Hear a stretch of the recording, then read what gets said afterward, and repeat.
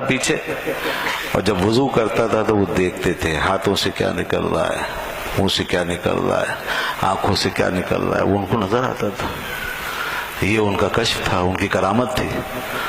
اور یہ بات سید عبدالوہاب شعرانی نے بیان کی۔ ان کا ہمارے شیخ اور مرشد حضرت سیدی علی خواص رحمۃ اللہ علیہ یہ بات لوگوں سے کہتے تھے کہ امام ابو حنیفہ کو معمولی نہ سمجھنا، حالانکہ یہ شافعی ہیں، یہ بزرگ شافعی ہیں، دیکھیں آپ، مگر یہ وہ لوگ ہیں نا جن کے اختلاف اپنی جگہ، مسلک مکتب فکر اپنی جگہ، مگر ایک دوسرے کی حقیقت کو مانتے تھے، کیونکہ عقیدہ اور اعتقاد ایک ہی تھا، یہ سب اہل سنت و جماعت تھے۔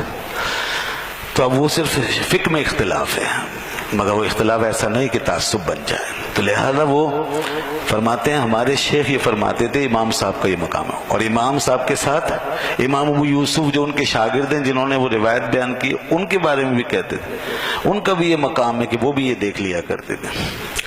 اس لیے سید عبدالوہاب شعرانی فرماتے ہیں امام اعظم ابو حنیفہ رحمۃ اللہ علیہ جب کسی حوض یا تالاب پر تشریف لاتے تھے تو کہتے تھے اس کے اندر یہ گناہ پڑا ہوا، اس کے اندر یہ گناہ پڑا ہوا، اور جب کسی کو وضو کرتے ہوئے دیکھتے تھے تو پھر اس کو بعد میں نصیحت بھی کرتے تھے۔ لیکن یہ بات جو ہے یہ اس حدیث سے آ رہی ہے جس میں آپ صلی اللہ علیہ وسلم نے فرمایا کہ جب وضو بناتے ہیں نا ہم تو ہمارے اعضائے وضو سے گناہ جھڑتے ہیں۔ یہ اس حدیث کی روشنی میں آگے بڑھ رہی ہے کہ جب ہم کلی کرتے ہیں تو حضور صلی اللہ علیہ وسلم فرمایا کہ منہ کے سارے گناہ نکلتے ہیں، پانی سے بہتے ہیں۔ جب ہم ناک میں پانی ڈالتے ہیں تو ناک کے گناہ نکل رہے ہوتے ہیں، جب ہم چہرے پہ پانی ڈالتے ہیں تو آنکھوں کے یہاں تک کہ پلکوں تک پر جو گناہ کا اثر ہوتا ہے وہ نکل رہا ہوتا ہے۔ یہ حدیث واضح ہے۔ اور امام صاحب جیسے بزرگ، امام ابو حنیفہ جیسے بزرگ اس کو دیکھ رہے ہیں تو ان کے کشف سے تائید ہو گئی نا اس بات کی، اور پھر اس کے بعد وہ لوگوں کو سمجھا، اتنا یقین تھا ان کو، کشف ہے ان کے نزدیک بالکل یقینی بات ہے، تو وہ لوگوں کو سمجھاتے تھے اور بات صحیح نکلتی تھی۔ سید عبدالوہاب شعرانی فرماتے ہیں کہ ایک نوجوان کو انہوں نے روک لیا، وضو بنا کے جا رہا تھا، کہنے لگے بیٹا ماں باپ کو ستایا مت کیا کرو۔ کہنے لگے آپ کو کیسے پتا؟ آپ نے فرمایا تمہارے وضو میں نظر آ رہا ہے۔ کہنے لگا اچھا اگر یہ بات ہے تو میں آج سے توبہ کرتا ہوں، اپنے ماں باپ کو تنگ نہیں کروں گا۔ یہ توبہ کروائی۔ ایسے ایک شخص کو دیکھا تو اس کو روکا، فرمایا زنا کی عادت سے باز آ جاؤ، تمہارے وضو میں زنا نظر آ رہا ہے مجھے، اس نے بھی توبہ کی۔ ایک اور شخص کو دیکھا، فرمایا کہ شراب نوشی سے باز آ جاؤ، تم شراب پیتے ہو نا اور گانے سنتے ہو، گانا بجانا کرتے ہو، نظر آ رہا۔ اس طرح کے واقعات ہوتے رہتے ہیں۔ اب جب وہ یہ دیکھ رہے ہیں اپنی آنکھوں سے پڑے ہوئے گناہوں کی آلودگیاں، گندگیاں، بدبو محسوس ہو رہی ہے، اس کی سیاہی نظر آ رہی ہے، تو کیسے کہتے ہیں کہ پاک ہے؟ اس بنیاد پر وہ کہتے تھے کہ یہ مائع مستعمل جو ہوتا ہے یہ ناپاک ہوتا ہے۔ اچھا پھر یہ دیکھیے کہ انہوں نے دو باتیں کی ہیں نا، ایک نجاست غلیظہ کی بات بھی آئی اور ایک نجاست خفیفہ کی بات بھی آئی، اور گناہ بھی دو طرح کے ہوتے ہیں، ایک گناہ کبیرہ ہوتا ہے، ایک گناہ صغیرہ ہوتا ہے۔ تو علماء نے کہا کہ گناہ کبیرہ کی وجہ سے جب وہ دیکھا انہوں نے تو نجاست غلیظہ کہا، اور جو صغیرہ گناہ کے آثار دیکھے تو نجاست اس کو کہا خفیفہ۔ تو یہ امام اعظم حنیفہ رحمۃ اللہ علیہ کا معاملہ پورا ان کے کشف پر مبنی ہے، یہ کشف تھا۔ اور سید عبدالوہاب شعرانی فرماتے ہیں ہمارے شیخ کا بھی یہ مقام ہے۔ کیا لوگ تھے سبحان اللہ۔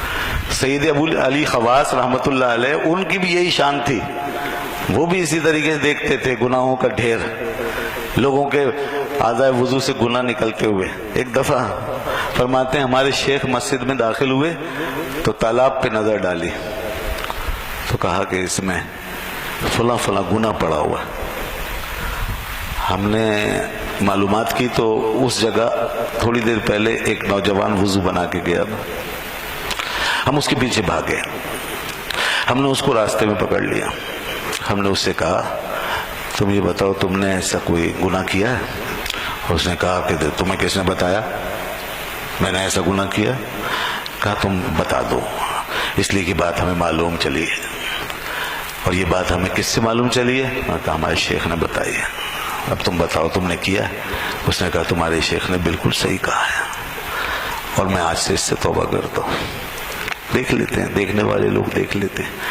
حضرت عثمان غنی رضی اللہ عنہ کے بارے میں امام احمد بن حنبل رضی اللہ تعالیٰ عنہ نے بیان فرمایا. ایک حدیث آئی, آپ مجلس میں بیٹھے ہوئے تھے, صحابہ کرام سب باکرامت لوگ تھے, ہاں, لیکن وہ اظہار نہیں کرتے تھے عام طور پہ.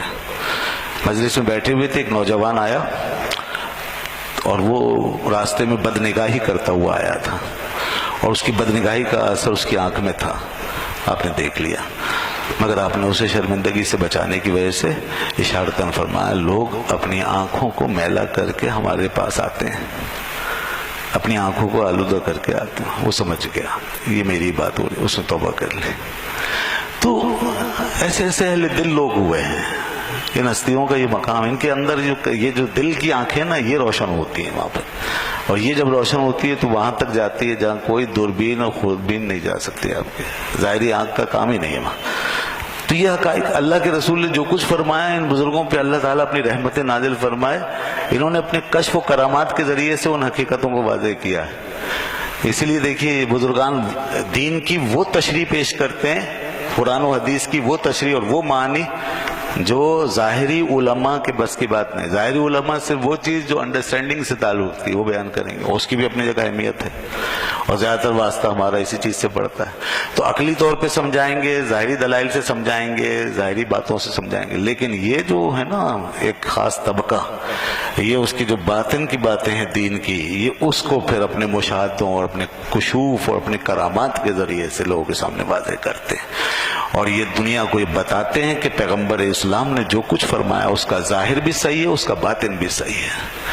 جو تمہاری سمجھ میں آ رہا ہے وہ بھی صحیح ہے, اور جو تمہاری سمجھ میں نہیں آ رہا وہ بھی صحیح ہے. حضرت امام ربانی مجدد الفسانی رحمۃ اللہ علیہ تو یہاں تک فرماتے ہیں کہ میں شریعت کے نور کو, اس کی حقانیت کو پورا مجسم دیکھتا ہوں. جیسے تم آنکھوں سے یہ نور دیکھتے ہو, یہ ظاہری چیزیں دیکھتے ہو, اس طرح ہم شریعت کو, دین کو, رسول پاک کے دین کو ایک مجسم حقیقت کی طرح دیکھتے ہیں. یہ ان کا کمال ہے. تو یہ وجہ تھی امام اعظم ابو حنیفہ رحمۃ اللہ علیہ نے اس لیے یہ باتیں فرمائی تھی. تو یہ خاص ان کے کشف کے ساتھ ہی تعلق رکھتی ہیں دونوں پہلے والی باتیں, لیکن وہ تیسری والی جو روایت ہے وہ پھر عام لوگوں کے لحاظ سے اس میں آسانی ہے.